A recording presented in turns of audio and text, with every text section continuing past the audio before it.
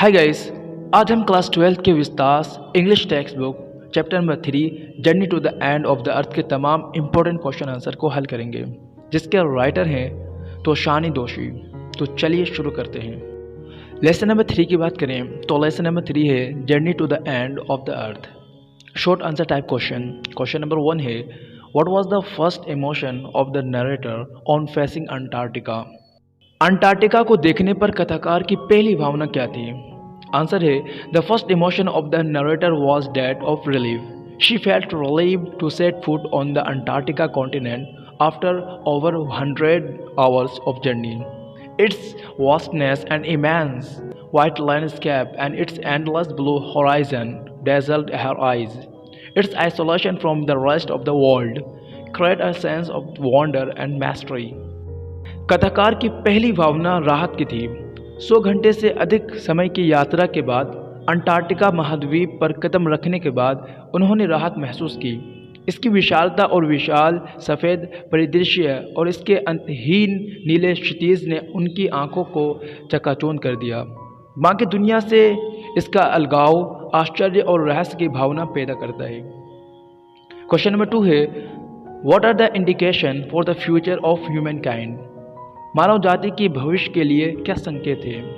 Answer है all thoughtless activities of humankind such as increasing cities and megacities, cutting forests and turning those concrete jungles, careless and burning of fossil fuel, depleting and increasing carbon dioxide, global warming, melting ice caps and sheds, our battle with other species for limited resources and other similar reckless activities point to a grim future for humankind.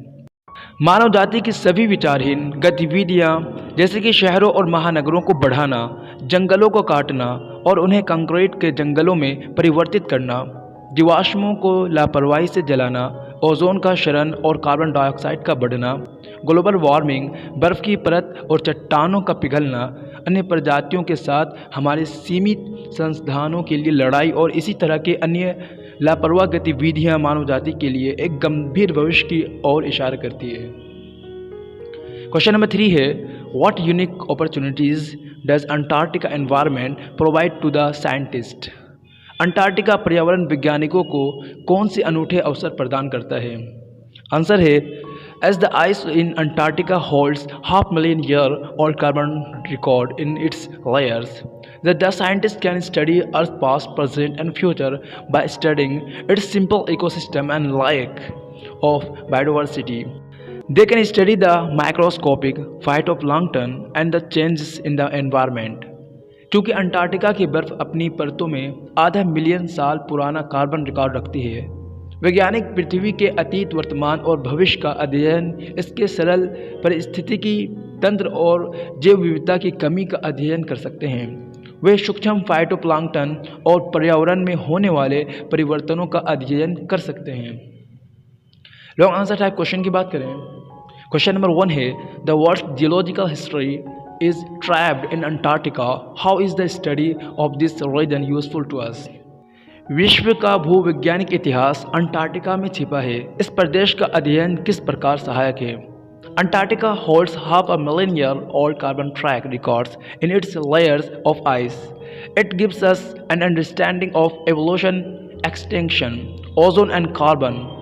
A visit to Antarctica is like going back to the past, witnessing the geological phenomena such as drifting of land masses and their separating into countries help us to know about the history of mankind. These are visible signs of where humankind came from and gives us a clear understanding of where it is headed if we do not take care of the environment. Antarctica में बर्फ़ की परतों में आधा million वर्ष को पुराना carbon track record है। यह हमें विकास और विलुप्त होने, ओजोन और कार्बन की समझ देता है। अंटार्कटिका की यात्रा अतीत में वापस जाने जैसा है। भूगर्भीय घटनाओं जैसे कि भूभागों का बहना और उनका देशों में विभाजित होना हमें मानव जाति के इतिहास के बारे में जानने में मदद करता है। यह स्पष्ट संकेत है कि मानव जाति कहाँ से आई और हमें ये स्पष्ट समझ देती है अगर हम पर्यावरण को देखभाल नहीं करते हैं तो ये किस ओर जा रही है। क्वेश्चन नंबर 2 है take care of the small things and the big things will take care of themselves. What is the relevance of this statement in the context of the Antarctica environment. छोटी बातों का ध्यान रखना, बड़ी बातें अपने आप हो जाएंगे। अंटार्कटिका पर्यावरण के संदर्भ में इस कथन की क्या प्रासंगिकता है? आंसर है this statement means that if small things are taken care of, big things will take their own care. There are tall grasses called phytoplankton in the southern ocean that use sun's energy to assimilate carbon and synthesize organic compounds. By photosynthesis, marine life and birds in the region sustain themselves on those tall grasses. Any disturbance in the environment, like further depletion in the ozone layer, might affect the activities of phytoplankton, which in turn might affect the existence of the other life forms that depend on them.